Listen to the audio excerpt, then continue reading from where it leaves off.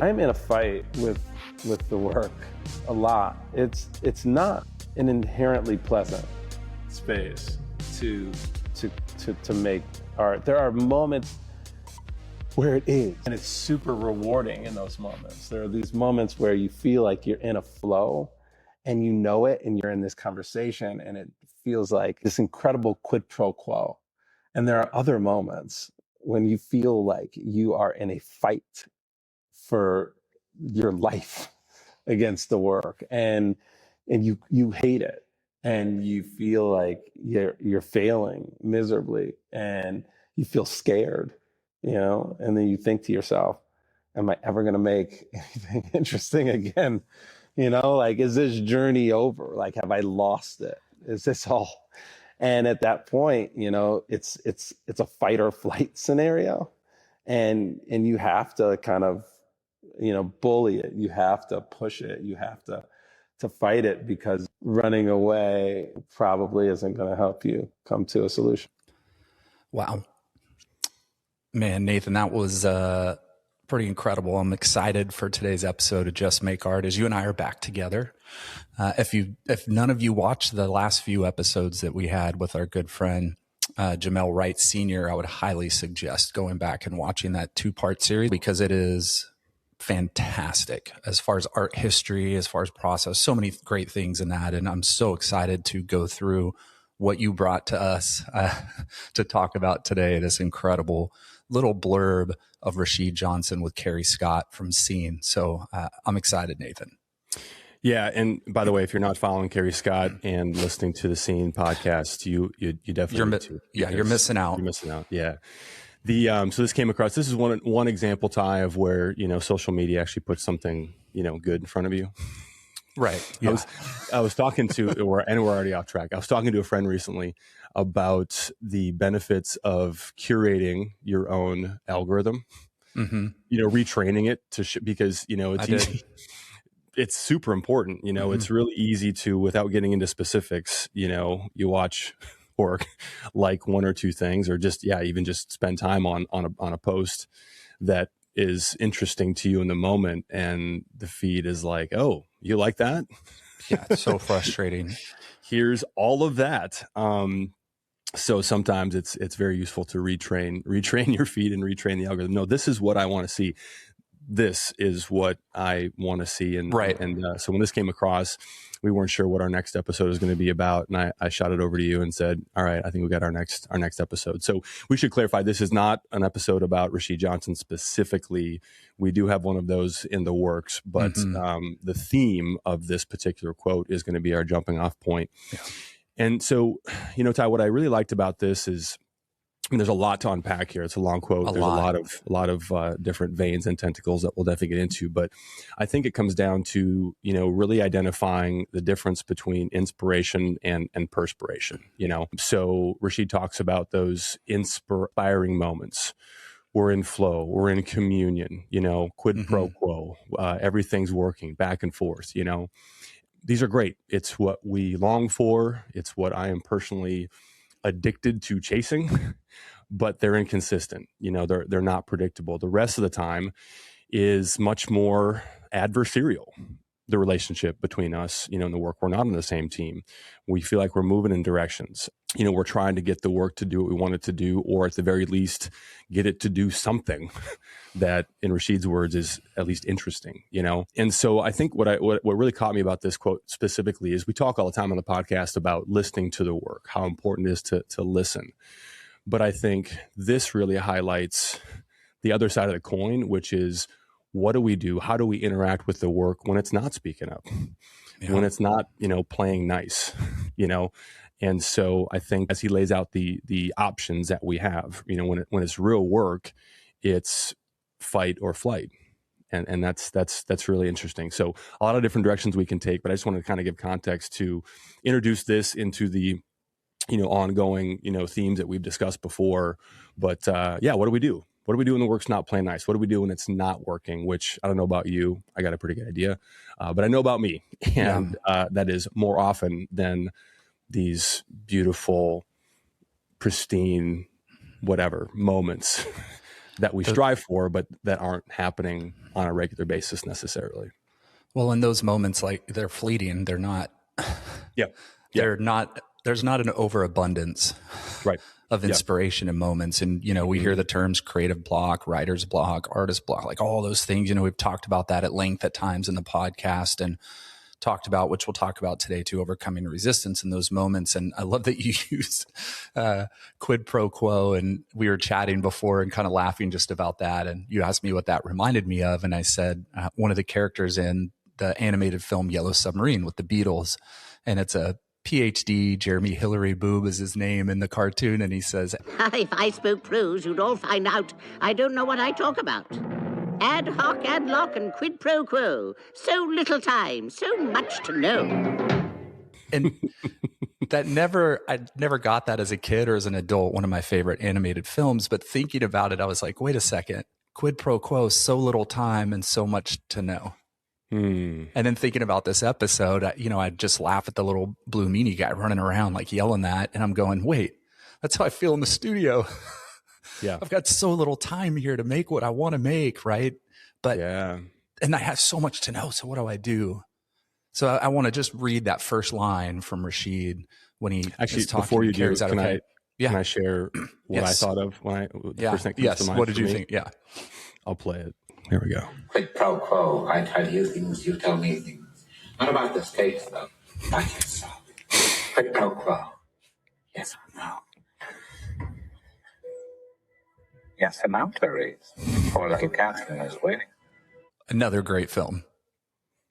That's the first thing that comes to mind for me, for sure. Yeah, Sir Anthony Hopkins in Silence of the Lambs.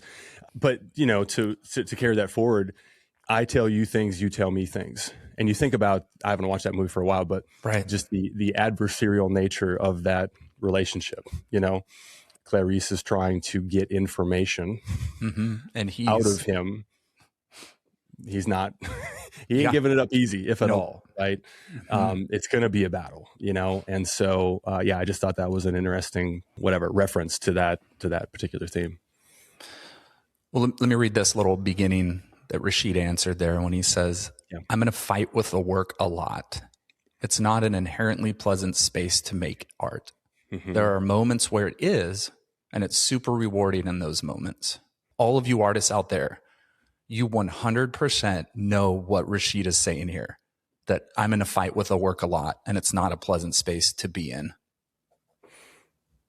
I'm going through this with my current mentees who are in my program, who are all trying new things and experimenting with new ideas. And then I get an email or a WhatsApp that says, I can't figure anything out. Like, this is terrible. The work's coming out just horribly. And I'm going, you've only been doing it for 3 days. You've only been, you know what I mean? And it's like, but in our heads, we've got to do this today. I need to do this now. And it just doesn't work that way. As you're talking, I'm thinking about the difference between being a tourist and being a resident. You and I both like to travel, you know, and you go somewhere, you dress a little more local. If you're in a different country, you try to learn some basic phrases and feel like you're, putting on the costume of somebody who is in that space, but you're just a tourist. 100%. You're just a visitor. You don't get your mail there. You don't know what it's like to actually be of that place and from that place and in that place all the time. Yep. Yeah. And I lived in China. I lived in Romania. Spent a lot of time around the world. And no matter what, I could never be Chinese. I can never be Romanian. I can try as much as I love the culture and I love the things. I'm just not. Right. And there are definite moments where I just really want to be what I'm around. Yeah. But I still don't understand what it's like to be them. I still don't understand what it's like to live the way they live. Or, it's just different. It's different culturally. Right. I want to understand the way you're thinking. Well, I'm not the same cultural person as you, so we don't understand certain things. Right. And that's our art. Yeah. Right. To take that a step further, when you talk to friends who have not visited those places, I've not been to either of those countries. You are way more Chinese and Romanian than I am. Not obviously, at your core, but you know way more about that culture than I do. but when you're there, it's not even close, you know? So it's similar to, I'm just thinking about the relationship that we have with the people in our lives who aren't artists, who maybe have done creative things. They've done, you know, art for the sake of escape. That's not the right word. Therapy, whatever, just as a hobby. And that's great. People that have done any version of art, especially as adults, certainly know more about it than people that haven't done anything at all, but they don't live there, you know? And so it's kind of like us, you know, if we're really about that life, if we're really, you know, embedded in this world, it's going to be difficult for us to try to communicate that, or for them to try and understand, you know, where we're coming from when we are struggling, when we are trying to, you know, complain or relate about how hard it. I mean, I think I've shared this example before, but one of my best friends, Justin, he always says, yeah, you can just how's it going with your finger painting? Just back there, you know, lighting fires and finger painting all day. And it's like, I mean, yeah, kind of, but not at all also. Yeah. Yeah. Right. I want to read a quote, Nathan, by Julia Cameron from The Artist's Way that we've talked about quite a few times on this podcast as well. One of my favorite books. And she says, the need to be a great artist makes it hard to be an artist. The need to produce a great work of art makes it hard to produce any art at all. And I think that's kind of that fight a lot for us when we go into the studio. We have this idea of what we want to make and we want it to be great. And so we go in with this mindset of, I'm going to produce what's in my head. Mm-hmm. And then you start and you're 20 years away from what you see, right? Your vision and what you can actually execute in that moment. And so that's that fight. That's not an inherently pleasant space, as Rashid says, to be in, because in your head, you're already going in thinking you're going to produce X. But then when you go in, you're not even in the alphabet yet when you start producing. So you're not getting to X. Like you're not even to A yet. You're still in your numbers. And so I think there's this fight and this understanding that Julia's saying is, get rid of being a great artist. You need to find that way to go in and just find the moments and make the space pleasant enough to where you can just grind out a ton of work over time and allow those things to happen. Create the right conditions. Huge. That will lead to the result. Yeah. Have to. So that's a great lead into one of the quotes that I had selected and dropped into the mix here. It's a William Burroughs quote. Happiness is a byproduct of function, purpose, and conflict. Those who seek happiness for itself seek victory without war. As I was thinking about that quote relative to today's theme, you know, if we reframe happiness or victory as successful work, interesting work, authentic work, then we must accept that it is often going to be a byproduct of conflict at the very least, and sometimes flat out war. Sometimes it's going to be a battle, you know, sometimes we're going to have to fight. But when we accept the battle as part of the process, we're prepared for it when it comes, you know. And I think as you're referencing people that reach out to you in your mentorship program and you know, friends that you have, when they are in the battle and they're not accustomed to it, they don't have the calluses and the scars, you know, of war to know that, yeah, you're going to get a little injured, maybe a lot injured. Yeah. And that's part of it. So it comes back to that acceptance of this is just part of it. This is a natural ingredient in the recipe. This is a necessary part of getting from where we're at to where we strive to be. Well, and without time, you can't understand it. Mm-hmm. Because over time you accumulate knowledge, and then over time that knowledge becomes wisdom, and then you gain understanding through that wisdom of creating those situations in your practice to be able to keep fighting through those moments and finding happiness even in the failure. I think you and I talked about this 3 episodes ago. Like even being able to, at this point for me, I consider this a massive win, where when I'm in the studio, nothing's working and I'm at a fight with the work and nothing is working out, I still am able to have gratitude that I'm able to mess up and create terrible work because of all the time I've been spending for the last 20, 30 years making work or plus. Like I've been able to figure myself out. Yeah. Right. There's a lot of self-work that we talk about all the time. There's a lot of self-work we're doing as artists in the studio to recognize ourselves and recognize resistance so that we can throw it out the door and allow ourselves space to even find gratitude in moments where nothing's working. Yeah. Not easy. I'm not saying that's an easy thing. This is like an accumulation of lots of years learning that. So that's a perfect lead into something else I wanted to talk about today. This is a quote from Sun Tzu from The Art of War. Know the enemy and know yourself. In 100 battles, you will never be defeated. Know the enemy and know yourself. That's what I hear you talking about. Yeah. Is the self-knowledge, the self-awareness, and the fulfillment that we're after. The work, however it turns out, however it's received, that's all great. That's a result, but what I hear you talking about when you share that is knowing yourself and knowing that to get fulfillment, to be okay with all of the steps along the way that are required, you gotta know who you are. You gotta know what you're about. You gotta be okay with things not working out with the sort of 30,000 foot view of, I've been here before. I've got reps. I know what happens. It's because all of it's cyclical, right? Everything that we do, it's very cyclical. It's not predictable. It's not like, hey, the sun will come up and it'll go down at a very predictable time. It's not like that. But the cycle always continues. It always goes from however nasty the battle gets, however uncomfortable we are, it's going to go somewhere. And I think about the enemy is resistance. So you brought Stephen Pressfield in the mix. So it's not the work itself. The work's not the enemy.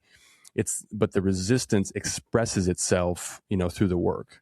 So if we know ourselves, we also know the enemy because that's what resistance is using. Resistance is using our self-doubt, our fear, the things that Rashid talks about, right? So when he says, you feel like you're failing miserably, you feel scared, you think to yourself, am I ever going to make anything interesting again? Is this journey over? Have I lost it? And, again, we're going to do an entire episode on Rashid and his work. But if somebody who's operating at that level has self-doubt and fear, right? It stands to reason that we probably are all going to have that self-doubt and that fear. And that is what the enemy, resistance, is using, something that is a part of the human condition, to get at us. That's the enemy. That's what we're fighting. It's not the work.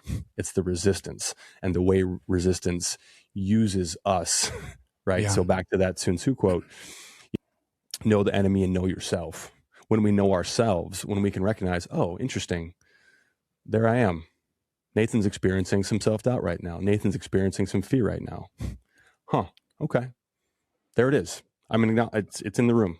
Okay. Hey, how's it going? Right. As opposed to, like, I can name it, I can claim it, I can point at it, as opposed to this sort of like general darkness that I can't put my finger on and I can't wrap my arms around.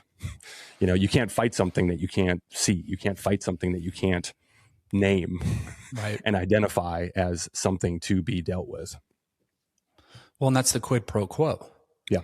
And that's what Sun Tzu is saying as well, right? There's the quid pro quo in that, knowing the enemy, knowing yourself. In 100 battles, you'll never be defeated. Like, I'm getting information from here. I'm getting information from here. Right. And then that's that conversation that feels incredible that Rashid's saying. Yeah. Like, it's going back and forth and you're having this conversation. There's an exchange where one favor or service is contingent on the other. If I don't know myself and I don't know the work where I'm going in between, there's going to be a lot of fighting. Yeah. A lot of fighting. And that's where that happens. I love that Sun Tzu says in 100 battles, you won't be defeated. Now, a battle doesn't mean that it's just making bad work. It's the attitude in that moment of, I'm going to keep going. I'm going to keep going. I'm going to keep fighting through this. Right. And that's what Rashid's saying. He's fighting with the work all the time. It's going back and forth. That's not where I want it to go. Well, the work's telling me to go this way, but I don't want to go that way yet. Nothing's turning out the way I want to. How do I achieve this? How do I do that? And it is unpleasant. Yeah. Because you want it so bad to be this way. Mm-hmm. And sometimes we're just not ready and we have to let the work lead us. This is a conversation we just had with a few mentees from my program this last week. One of my mentees, Matt Wall, asked the question in our group and he said, I keep working on this work and it's not coming out the way I intend to. I feel like something else is starting to happen. And he asked the question, do I stay with where I want to go or do I follow what's happening? Because I have this idea for a body of work, but it keeps kind of changing when I'm working on the work. Mm-hmm. And everybody in the program, Louise Fletcher and Sal Strom and some of the more wiser artists who've been making work for a long time, before I even got there, said, follow the work. Follow the work. Don't follow you. Let the work lead you where it's going. Yeah. And that happened. I said, that happens to me every time I start a body work. I have this idea. I come in and I'm like, let's go. I'm going to roll on this. And then all of a sudden, one or two pieces in, the work goes, nope. You got to go this way. Got to go this way. Yeah. And I think that's the importance too of, if you're not studying and listening to other artists, reading, listening on podcasts, watching YouTube interviews, whatever, you're not going to realize that you're not alone. Right. You're going to feel really alone. But the more you hear a Rashid Johnson say what you're saying, you're like, kidding me? Rashid Johnson saying what I'm saying? I got this made. Yeah. I can roll because he is everywhere I want to be as an artist. Dear listener, write this down. Make this something that you revisit. It's an incredibly simple but incredibly powerful idea. It's not just me. It's not just me. Yep. In a vacuum that you're describing, in the absence of listening to and absorbing the experience and wisdom of other artists that we respect, it's going to feel like that. It's going to feel like, oh, surely Ty Nathan Clark is just banging out work, one gem after another, no resistance, must be nice. I mean, I see his reels. He's just hanging out with his puppy, drinking a cup of coffee, and boom, there's every day finished piece. Yeah, that's it. That easy. No, that ain't it. That's not the truth. It's not just you. It's everybody. It's part of what we are signing up for when we are a resident of this life and not just a tourist. But I want to read a quote by Madeline L'Engle from the book Walking on Water. It's one of my favorite books. And she says, and I'm going to paraphrase here, getting out of the way and listening is not something that comes easily. Until I've worked through self, I will not be enabled to get out of the way. Someone wrote, the principal part of faith is patience. And this applies too to art of all disciplines. We must work every day, whether we feel like it or not. Otherwise, when it comes time to get out of the way and listen to the work, we're not able to heed it. That's everything we were just saying. Mm-hmm. We have to be able to find the way to get out of our way and listen. If we haven't worked through self, it's going to be really difficult to get out of our way when we're in the studio. We have to have patience and work, whether we feel like it or not, whether we're fighting with the work or we're in the flow. Yeah. Otherwise, when it comes time for us to just completely get out of the way and listen, we can't hear anything. Right. We can't hear.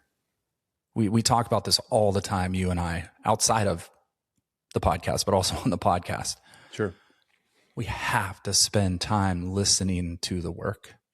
Remove ourselves, remove all of our preconceived notions, remove all the doubt, all those things that Rashid's talking about, and just sit there and let the quid pro quo happen.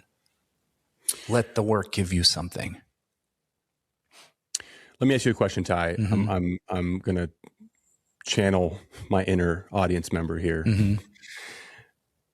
Okay, you guys talk about this all the time, this idea of working on yourself, this quote, working through self.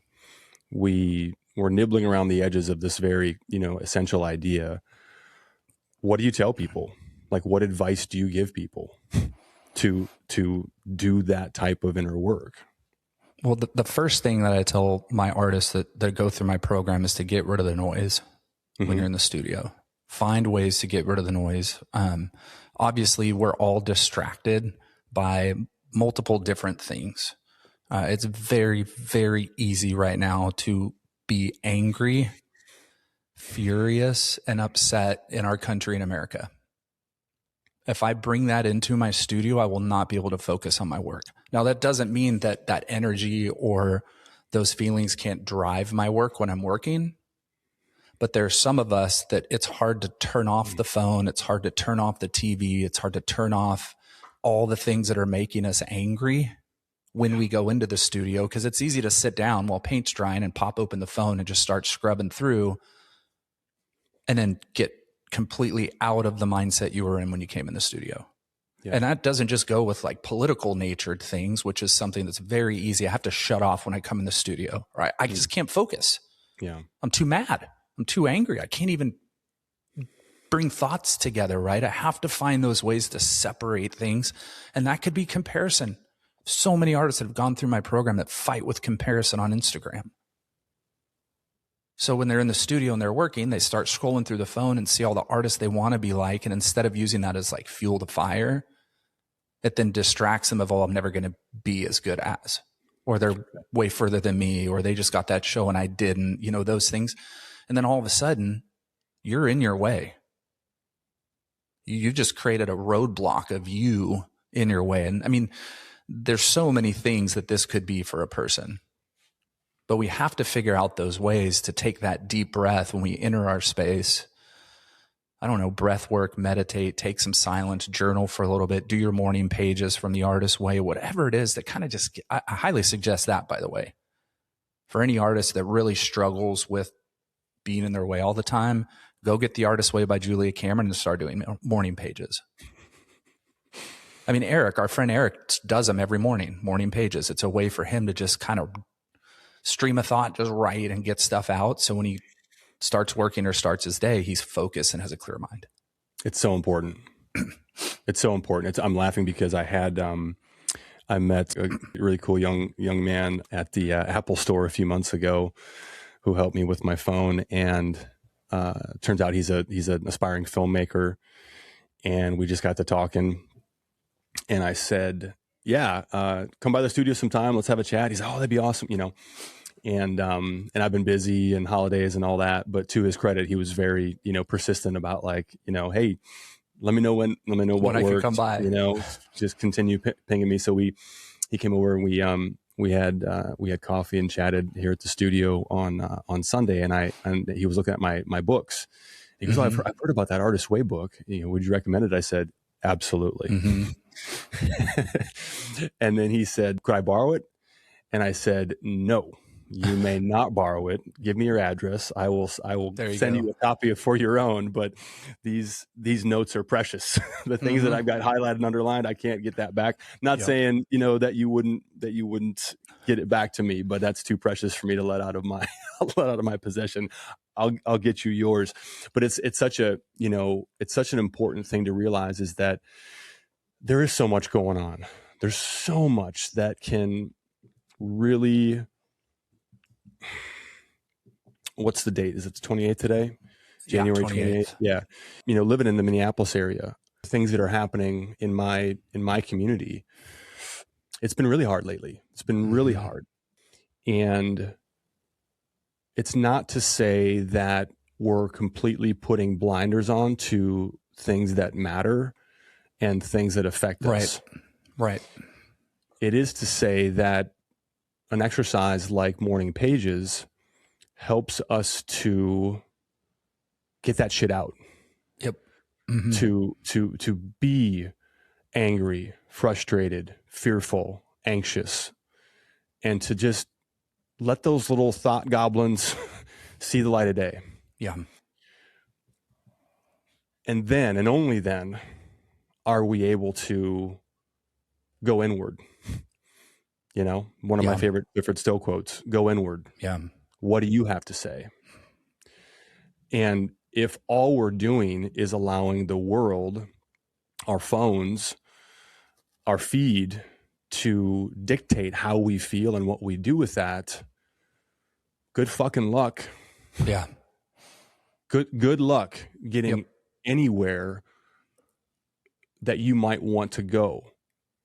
Like, times like this, it's, I would say, necessary to have a practice like that, to be able to work through those things. And again, like you're saying, you know, take that energy into the work, but to do it in a way where we at least create the space for us to get to work in the first place, because it can be debilitating to just get stuck absorbing all of that. Well, and I think that feeds what you said feeds great into a William de Kooning quote that you and I both love. And he says, I know there's a terrific idea there somewhere, but whenever I want to get into it, I get a feeling of apathy and I want to lie down and go to sleep. And I think too, like, if we're not able to shut off when we go in, it's really easy to fall into that right there. It's really easy to fall into, I get a feeling of apathy and want to lie down and go to sleep. Yeah. We're artists, so I don't care who you are. You're an artist, you're a deep feeler. Yeah. You can argue with me, men. We've had a few who've sent some comments into us about us talking about our feelings too much. But anyway, what's your favorite one? Just paraphrase it. Quit whining and crying and just talk about art. I think somebody said, I'm tired of men whining and crying. Just talk about art.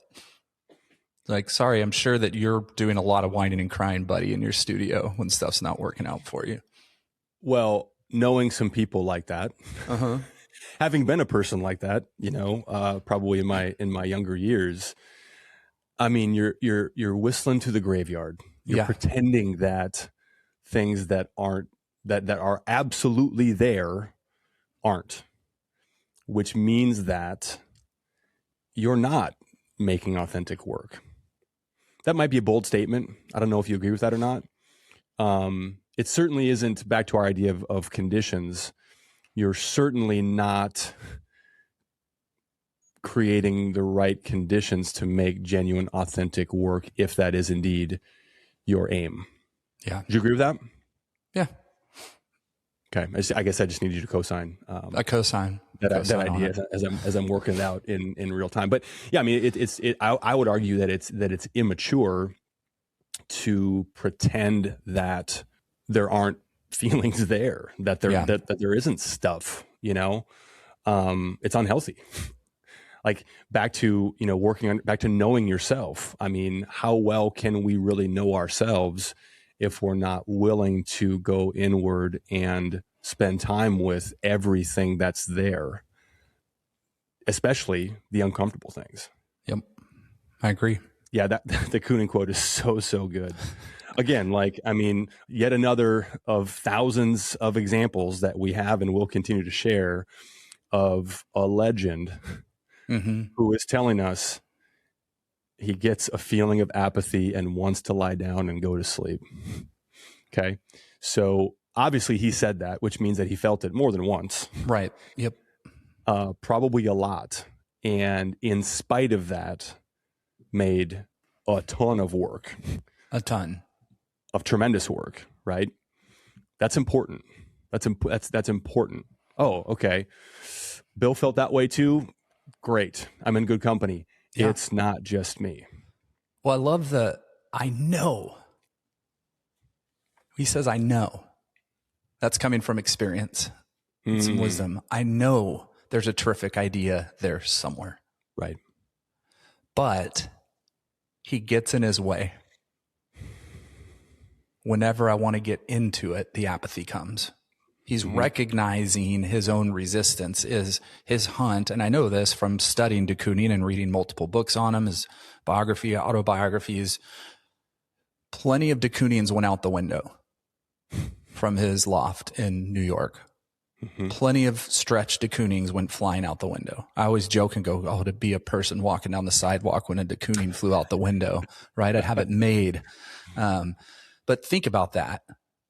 I know it's in there, but whenever I get into it, this overcomes me. He knows that fight. It's so hard to find the great idea and the work.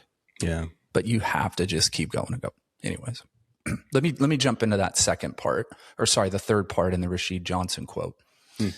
You mentioned it a minute ago, but I really want to go into this deeper. And he says, there are moments when you feel like you're in a fight for your life against the work and you hate it and you feel like you're failing miserably and you feel scared. And then you think to yourself, am I ever going to make anything interesting again? Is this journey over?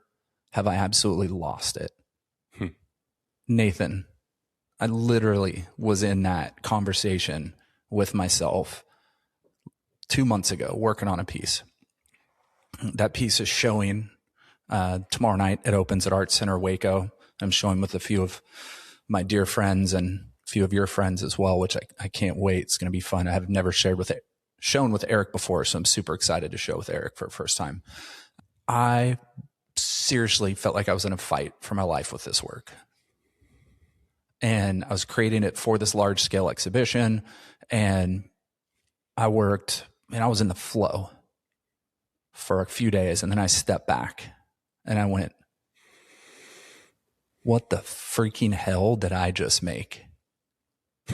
How did I just resort back to 2013? I literally created something that looked like either something I was doing in art school or right after in probably 2001. I don't even know where it came from because I was in a flow and things were kind of working and I was going wall to floor. And then I stepped back and I hung it up to take some pictures to kind of look at and went, have I lost it? I literally said those words. Have I absolutely lost everything? How did I just resort back to 20 years ago? And then it came and I painted over it and I created something that's nowhere close to where I started. Know the enemy and know yourself. I'm a little bummed you didn't throw it out the window. I've actually it almost went out the window. Well, I guess now is as good a time as any to tell you I've paid both of your neighbors to keep an eye out. Nice. And if they find anything in the yard, drop it in the mail. Yep. I mean, I'm sure that they heard F-bombs coming through the walls in those moments. There were plenty of loud. I talk out loud a lot when I'm in the studio. Oh yeah. And so there was plenty of loud bad words. Right. Poor Cash. But what do you do when you're in that moment? Well, it's interesting. I was thinking about this. This is more the very last part of the quote, but when he says running away probably isn't going to help you come to a solution. This is when he's referring to the fight or flight scenario. And I was thinking about how often I choose flight. I run, and I was thinking back to the that Leonardo Drew quote of, or just his reference to the 7 crying babies that he always has, in the studio at any given time. Yep. When I say flight, I don't mean that I lie down and take a nap. Sometimes I actually do. Naps are great. I will take a nap and then I'll wake up and dust myself off and get back into the mix. But the flight for me is not, quitting altogether. It's going to a baby that is crying less or less recently. I think that is, the benefit of knowing yourself. Like, I know myself. I know what works for me. I know that I am at my best when I have dozens of works in progress. I have 40 to 60 pieces going right now. Some of them I haven't touched for months.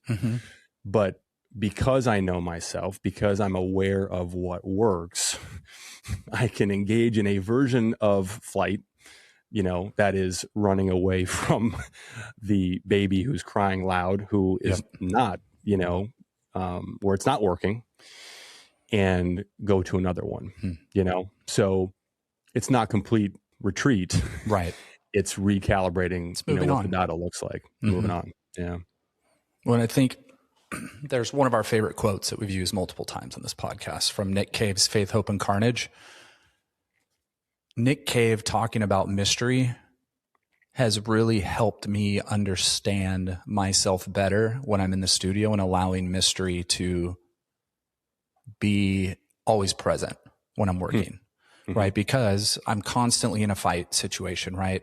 And I'm not a flight person, like, you know, like you were saying, you would kind of lean towards that at times. I just get really angry and I stay in and I look and I get more angry and I get more angry. And it's really easy for me in those moments of anger for apathy to set in, like de Kooning did, where I just would just sit there and just go, what am I even doing? Right. So Nick Cave says we have to operate at least some of the time in the world of mystery beneath that great and terrifying cloud of artistic unknowing. Artistic unknowing. Everything I'm doing, I really don't know what's going on. I don't know how it's going to end up. One thing's in my head, something else comes out. The creative impulse to me is a form of bafflement that often feels dissonant and unsettling. It chips away at your own cherished truths about things and pushes against your own sense of what is acceptable. I love what it says there, because everything that I know that's a truth in what I'm doing, the work's not going to do it. It's just not going to happen. Everything I know in my head about what I'm going to do art-wise is only what I know how to do today. But when I'm working on something, it's not where my vision is. It can't be. I'm thinking of something that's so much better than what I'm actually doing in the moment. So it's pushing against my sense of what is acceptable. Yeah. That's what's operating in between those two things. It's the guiding force that leads you to where it wants to go, not the other way around. You're not leading it, right? That's my mentee, Matt Wall, asking that question. What do I do? The work keeps kind of changing and doing different things than what I'm wanting it to do. Well, the work is leading. You're not leading the work. The work is leading you, so you have to operate in mystery. There's a world of mystery that's happening between what you know how to do today with your brush or your hands or your tools or your metal or all those things, what you know today. But you and I both know at the end of the day, I'm far better than I was when I started it, because I was in the studio working and making stuff. And that's leading to something new and better down the road. So I have to operate in that mystery, that unknowing. Does that make sense to you? It does. It chips away at your own cherished truths about things. Ouch. I like that word. I mean, you know, that could be, I love the way he speaks, the way he writes, you know, that could be a lyric. Chips away at our own cherished truths. He's up for an Academy Award, by the way, for song in my buddy's film Train Dreams. Oh, yeah. So I haven't watched that yet. We need to talk about that offline, but anyway, yeah. But he and Bryce Dessner are up for Academy Award for the song in Train Dreams. Amazing. So that word cherish, I think, is really important.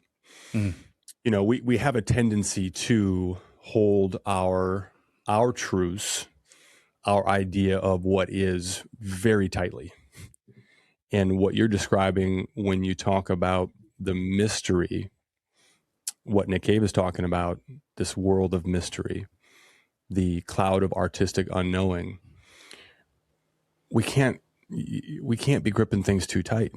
We can't be holding on to things so closely and so cherished. It's a great word. We can't fall in love completely and be absolutely dedicated and committed to the first idea. We have to be willing to be guided, to be blindfolded, to be shuffling through the dark in the hopes of what's to come, with just that faint little glimmer of something in the distance. But the only way we get there is if we let go, if we are able to discontinue our addiction to control, right? Yeah. That's what I read from that. Well, and that's the Julia Cameron quote that I have listed below this one. Mystery is at the heart of creativity, that and surprise. All too often when we say we want to be creative, we mean that we want to be able to be productive. Now, to be creative is to be productive, but by cooperating with the process, not forcing it. And I shared this with some artists this last week, because I went, all too often we say that we really want to make good art, but what we mean is we want to finish a painting. Sure. Yeah. Right. And it's like, if you're doing that, you're forcing the process. Yeah. Okay, I'm going to finish this painting today. I'm going to go in and I'm going to make a painting. That's going to be awesome. Well, you've already lost. Sorry. Mm-hmm. You're setting yourself up mentally to have a fight. Right. Because you're not going to be able to do it. Yeah. Right. Art is never finished. It's only abandoned. I forget who said that quote. It's only abandoned. Because every piece we hang, every piece we put out the door, we look at it later and go, oh, I should have. Oh, what if I could have. Mm-hmm. Oh, that could be better. I could do this next time. Right. So cooperate with the process. Don't force it. Operate in the mystery. Give yourself space. All right, Nathan, I've got a great quote from an author, Barbara Brown Taylor, from her book, Altar to the World. And she says, no one longs for what he or she already has. And yet the accumulated insight of those wise about the artist's life suggests, and I'm paraphrasing here, suggests that the reason so many of us cannot see the red X that marks the spot is because we are standing right on that X. The treasure we seek requires no lengthy expedition, no expensive equipment, no superior aptitude or special company. All we lack is the willingness to imagine that we already have everything we need. The only thing missing is our consent to be where we are. I like that quote because I just want the artists out there, especially emerging artists, beginning artists, those just starting out or those just starting their journey into the gallery world or working with curators and those things. Like, it's really easy to say, well, if my studio were bigger, if I could only afford to buy Goldens, if I had enough of this, if I were working larger scale, if I had an art education, if I had a master's, like all of those things are great. But all you need is what you have today. You don't need those things to take the next step. Right? Jackson Pollock used house paint.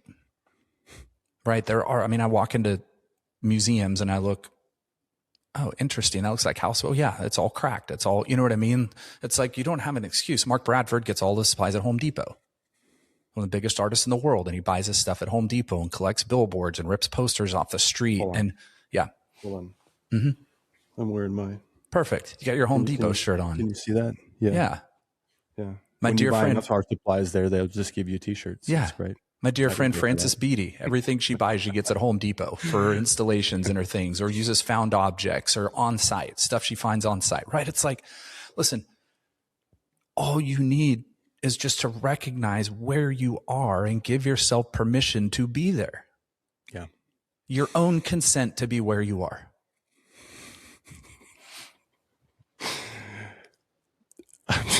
This studio visit on Sunday, I was giving him a tour of the backspace, and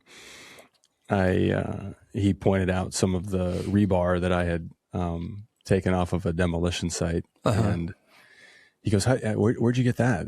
I said, "Oh, I got it from a demo site," and he said, "Oh, they just let you take that?" And I said, "Well, they don't guard it." I mean, these are massive piles of trash that's going to go in a landfill and be there for eternity. Yeah. So I gave myself consent to let myself onto the job site, move a couple of, very light plastic, fence pieces away, and off we go. But we have to give ourselves consent. No one else is going to give it to us. Yeah.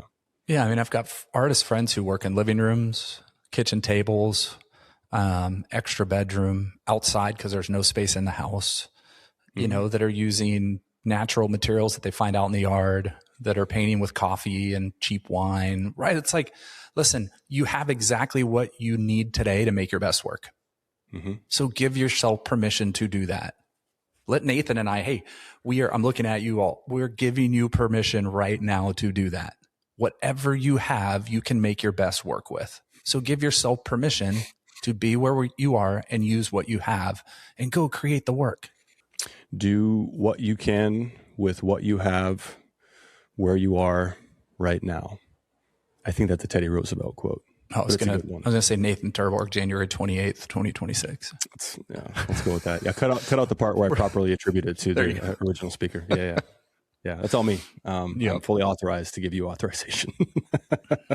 I think that's a good place to stop. We just want to encourage you all. We know how tough this is. And so we always want to be an encouragement to all of you out there making art in whatever way you are. You're going to have situations where you're going to fight with the work and you're going to doubt yourself and not think you're good. And you probably aren't yet. Most of us aren't yet. We still need time to develop and create those things. But if Rashid Johnson is saying it, you're okay. You're going to be okay if you're making work. If you're letting it get in the way and you're not making work, now you got a problem.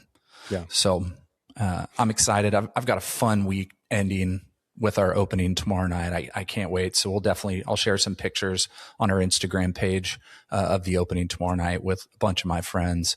That's just going to be incredible. Spencer Welsh, that we've talked about on here before. Mm-hmm. I'll be showing with her. Winter Rosalowski, who's a professor at Baylor, incredible painter. There's just an incredible group. Eric Bryce and myself and Vino. Who else is in there? Russell here in Waco. Focus Lily from Round Rock, Texas. It's a large work show. It's going to be really fun. I'm excited. Fun group of artists. It's going to be a blast. I wish you all the best. I wish I could be there. I know. In the meantime, everybody, just make art. Yeah, go do something.